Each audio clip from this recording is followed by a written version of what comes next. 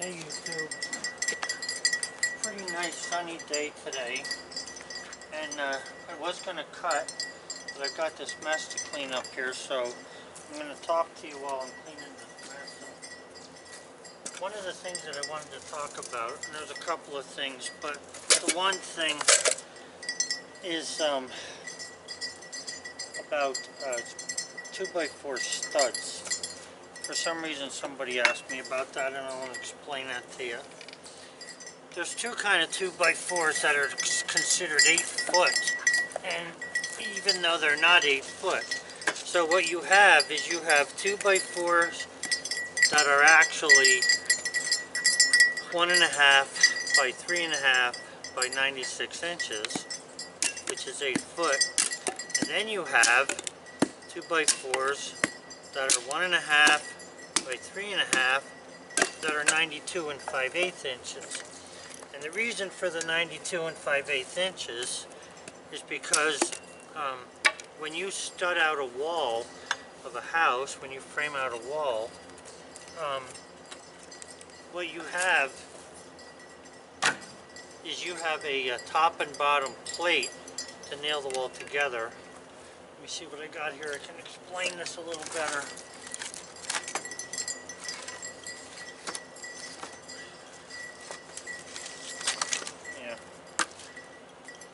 Okay, so let's just look at it with 3 pieces of wood here.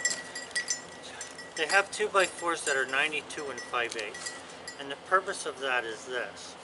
When you build a wall, you put one 2x4 down, you have another 2x4 on top of it, okay? Let's see if I can find a shorter piece here.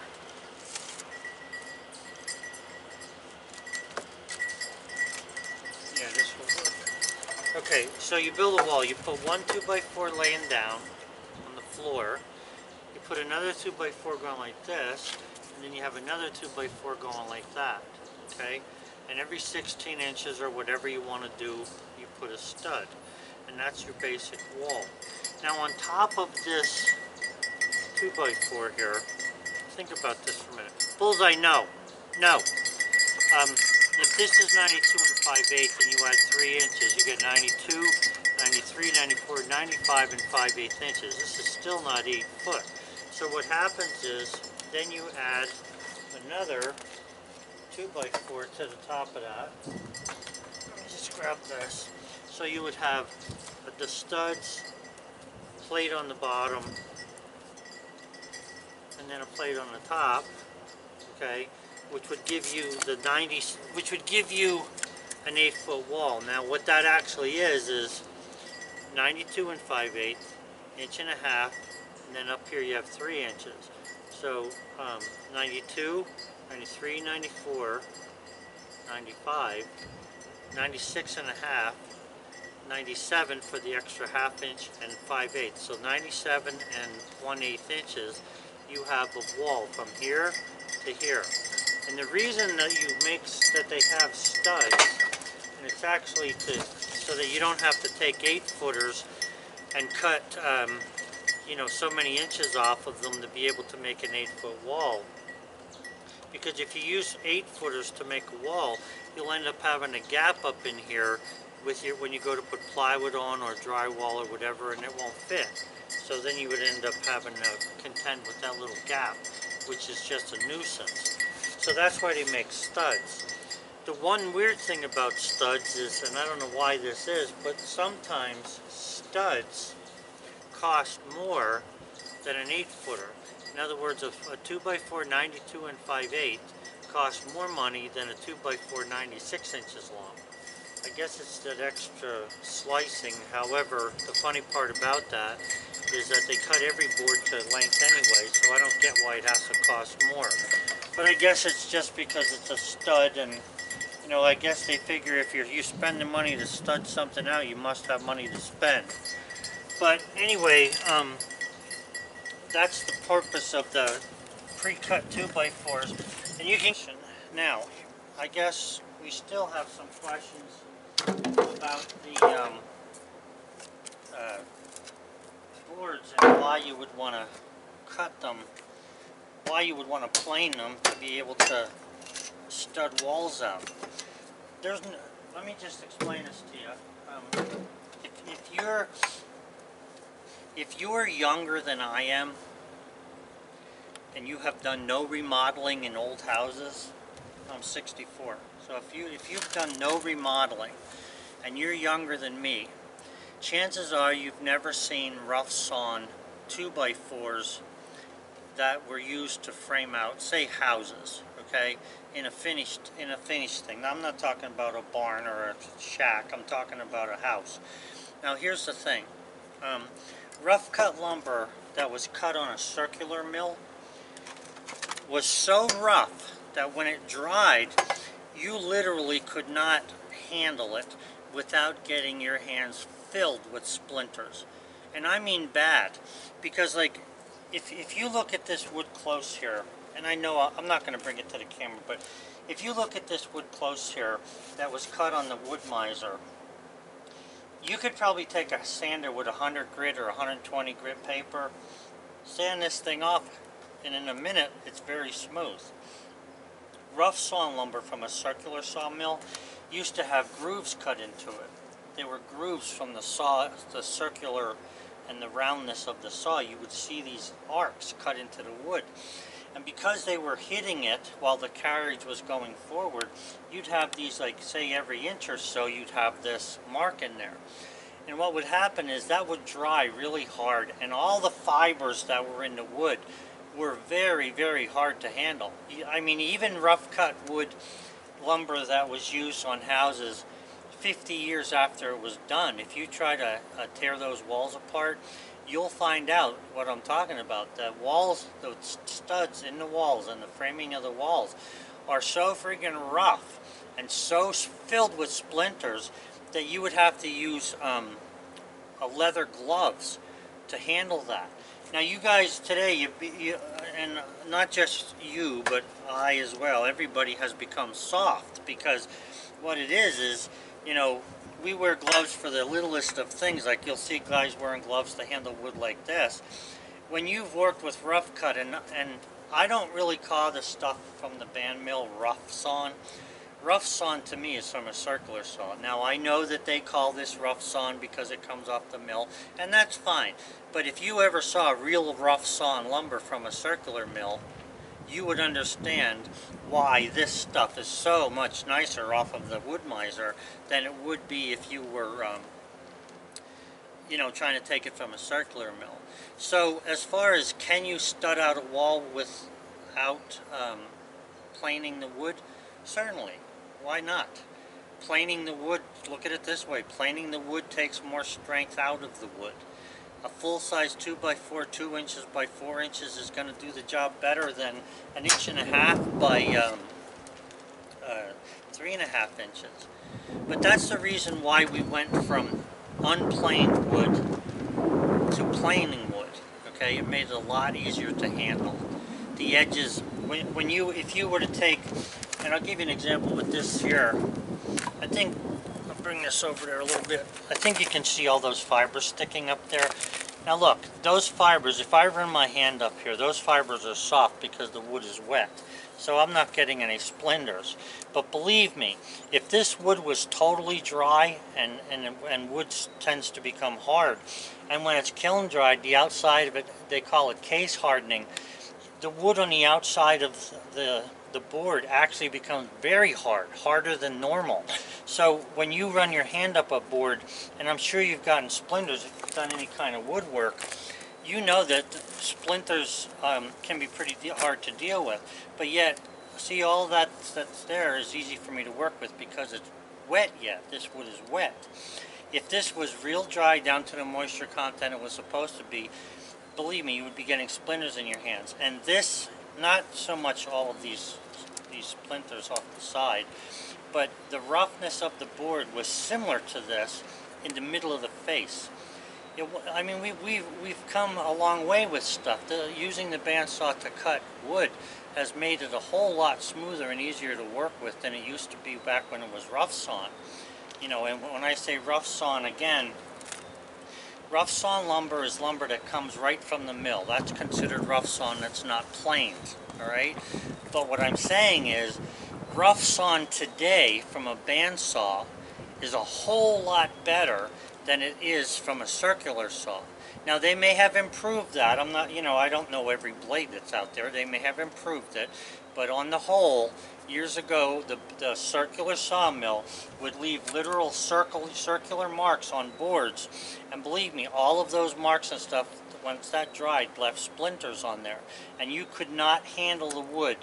Like if you were to take wood, like sometimes I'll take a 2x4 and throw it through my hand like this to throw it maybe up on a wall. Say I'll go like that with it. You couldn't do that years ago. Are you kidding me? You'd have 50 splinters in your hand. We get splinters now. Every carpenter that's out there, if he doesn't have a pair of tweezers in his car somewhere or in his nail bag, he's probably not a real carpenter, because you have splinters all the time. Okay? It's actually a tool you ought to have with you. Now that's not to degrade anybody, I'm just saying, once you had them in your hand, you know what it's like.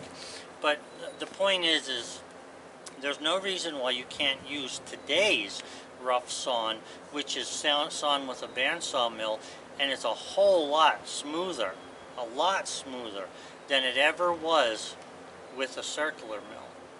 Okay? So that's one of the reasons why it's sort of like a myth from the past. People would say, oh, you can't use rough sawn wood to build with. They didn't necessarily mean that you can't build it because it's structurally imperfect, because it's not. Rough sawn becomes planed when you run it through a planer, and there it is.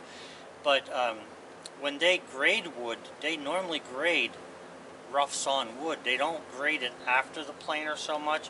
They grade it as it's coming out of the saw, okay, off the saw table. So that's normally when it's graded. Now, even that probably has depends on, I guess, who does it, whether it's true or not, but that's how it used to be. So there is no reason why you cannot build with rough sawn wood, other than one of the other things is framing lumber, according to the building codes, has to be graded. Okay, you have to have a grade stamp on it, and if it's not graded, you can't necessarily use it for in a house where there's a building code that requires you to have a grade stamp. And that's why I'm working on that. I'm trying to figure out why a regular person who can pass a test for grading wood couldn't grade his own wood. So I'm working on that. And as I go with it, I'll let you know how things work out. But that's just to answer the question about studs, and also to answer the question about can you use rough sawn. You can. And one of the other things that you need to know, especially you guys who are the consumers of this wood, this is more, this talk is more about consumers than it is about sawyers. Because look at it this way. The other day I cut this board, I don't know, today's Thursday, I think it was Monday and Tuesday I cut this board. Now when I cut this was 1 inch. Now we had a whole bunch of rain last night, and the day before it was all cloudy and drizzling. So let's see, today's Thursday, that would have been Thursday, Wednesday and Tuesday it rained, Monday it didn't. So this wood's sort of wet yet. I can feel the sap on it. If you look, I don't know if you can see it, but you can actually see sap marks running from the grain through here. It's, not that this is the circle, it's running, through the wood. But yeah, what the heck was I talking about? You gotta excuse me, guys, I'm getting tired.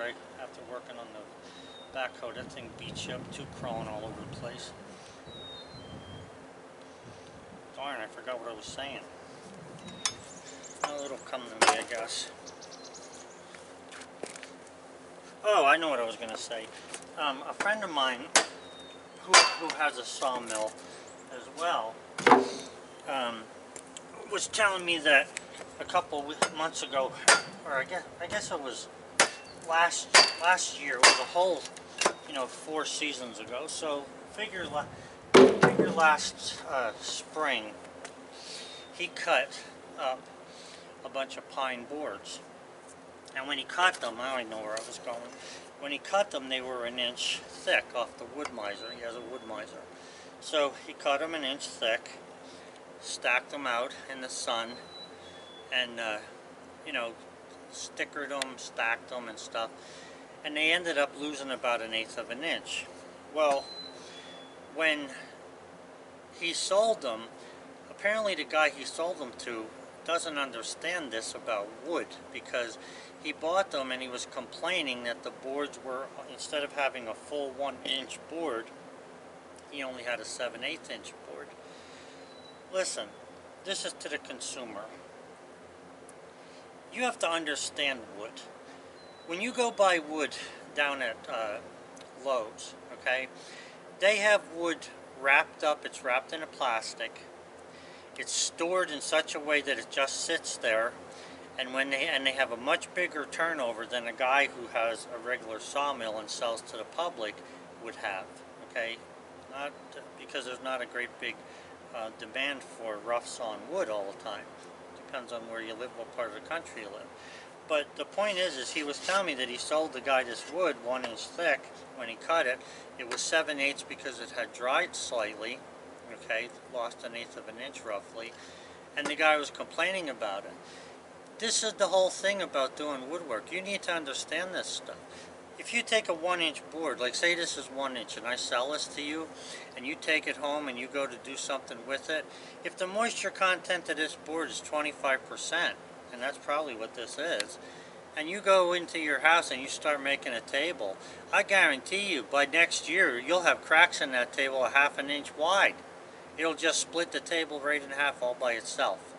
So you have to allow for that moisture content. You have to work with that. You have to use wood that's similar to the moisture content of the final resting place of the board. Okay? Now, like let's say I was going to take this and make fence pickets out of it. Let's say I was just going to take it and cut a point on the top and use it for a fence. Because this is around 25%, it's going to shrink a little bit. But if I leave this air dry a little and I let it go down to say like maybe 19% for 6 months, if I leave it air dry, it takes that long or even longer. This is 1 inch, so let's say I'll do it for a whole year. If this goes down to the ambient moisture content that's normal for the area, around here would be 19%. So you make a fence picket, you nail it up, because the wood you're using is the same moisture content of the wood that, it's the same moisture content of the ambient content of wood that's in the air where you live. Chances are it's not going to crack at all. You're not going to see any shrinkage of any kind, except for maybe during the hottest of summer days you may see a little bit of shrinking. In the wintertime you might see some bubbling up of paint because of shrinkage in a different way. Shrinkage more or less, well actually it'll swell if it gets wet, but it does move after you've nailed it up, and you as a consumer need to understand that. So you can't say, well, oh, I can nail a fence picket onto a fence, that's easy, 2 nails and I'm done. Yeah, it is, but if you don't understand all about wood, and that's why they started making plastic fencing, because people were so, uninformed, I'll use that word, they were so uninformed when it came to how things should be with wood and how to use it and when to use it, that they were complaining to even fence contractors. I'm just using fence as an example. My one uncle was a fence contractor, and he used to tell me about these problems that people would give him over treated wood fences and stuff. It's the same thing with a deck. If you can't stand a crack in a board, don't build a wooden deck. Pour concrete. Concrete's the best thing you could ever do. Either pour concrete or buy that engineered plastic stuff that's using up all of our oil from the environment. But that's up to you, But that's why they invented that stuff. They have handrails now made out of plastic. Why? Because handrails that were made out of wood, when they would dry and swell up and dry and shrink according to the temperatures, you would get splinters on your hand. You could possibly have a splinter. Now, if the guy who built that thing took the time to know what kind of wood to put in the house, know what moisture content, finished it properly, smoothed the handrails off properly, you know, then that's a different story. You'll see old houses that have those type of things done to them, and when the guys knew what they were doing and they knew how to handle rough sawn and high moisture content wood and how to wait for it to get to the right moisture content, you have houses that are 100 years old. The molding and the trim joints are just as perfect as they were when the house was put together. Today though, we're in such a hurry that even the best lumber that's made into molding, you will see after a certain period of time, you'll see a lot of the joints coming apart, especially if the finished carpenter doesn't know how to make a compression joint. But anyway, I'm getting slowed down here by my talking. Anyway, that's should answer the questions about studs, should answer the questions about rough sawn wood, and it's a warning to the consumer. Realize that you know, when you buy wood, and don't take it for granted that the guy who cut it knows what the moisture content is. If there's a pile of wood laying right here, and it's been laying there for a week, and it's rained or snow laid on it or whatever, I can tell you when I put that there, the moisture content in it was 8%. Well, in Pennsylvania it's 19% normally outside. So the thing is it's gonna go up. There's no way that it can stay the same. So even though the guy said I dried it in a kiln to a certain percentage, doesn't mean that that's what it is when you buy it. Okay? It can be different. So the best thing for you to do if you're gonna not buy lumber that's kept indoors, okay, and in this area we have, I don't even know if they're still in business, but we used to have a company called 84 Lumber. All their lumber was left outside. So that's why construction lumber, I say to you, is around 19%, even anywhere in the country when it comes off the mill. The problem with that, again, is I guess I don't live down south, so I don't know, but I would imagine that if you're living down south and you buy wood that's been sitting outside, you must have a horrible time trying to find wood that's not buckled, bent, and split when you go to buy wood, especially from a guy who keeps it outside. That's why places like Lowe's, they keep the lumber inside, and it's actually a better deal than people who keep it outside, unless they sticker it right and they, you know, cover it good and different things. So all of that has something to do with the product you're buying, and it has nothing to do with the sawyer. Now, if the sawyer tells you, you know, if he says to you, I can cut you 1-inch boards, and you're seeing them coming off the mill and they're 1 1/4 inches or they're 3/4, or they're not all the same, then you can blame the sawyer at that point. But you can't blame the sawyer once the wood is taken and stacked on a pile, unless he has a kiln.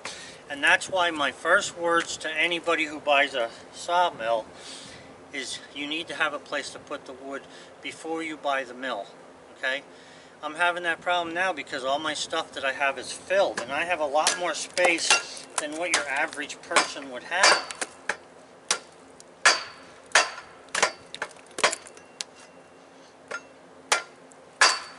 So anyway, that's it. Thanks for listening to this one, guys. If you have any comments, leave them in the comments. I'll answer whatever I can. Have a good one. Hey boss, what's up? Lots of stuff. What are you doing? Well, you're doing stuff. I'm getting our vegetation ready. Vegetation? Yeah, this is for our lettuce that we've already harvested some of them. The others are waiting to be planted. So these are the net cups they go into, but before they go in them, we have to clean them. And these tubbies I did clean. Now that the sun is shining, it's showing me where I still need to do a little more. So, you know, practice makes perfect. What do you think about sitting down on the job? Well, it depends on what you're sitting on. This little stool was all I could find, so I had a hard time getting down to sit, and once I sat down, it was a challenge to get up, but I managed, and I went and got Joe, and I asked him to help me finish up this job by emptying this water here, the solution, so that I can rinse them, or we can rinse them, and then... So you're cleaning that stuff to get the algae off. And exactly, and whatever other crud. So you have a little bit of Clorox in the water, right? Clorox, and I don't know what else. Clorox. Something bubbly. Clorox is what I put in there. Oh. And then these 2 buckets are for the solution that goes to make the stuff grow. Well, you know what? As it turns out, we're going to have 6 instead of 8 because these were bad and I didn't know it. Okay. So, but the sun shining here showed me spots that I guess didn't quite get it. Alright, well that'll be good. So, but the lids are done. They all have to be rinsed. Alright, well we'll do that now. So I just placed them this way so they wouldn't be on the dirt. Okay. So whatever you are doing, folks, enjoy yourself. And this is fun, especially in the sun.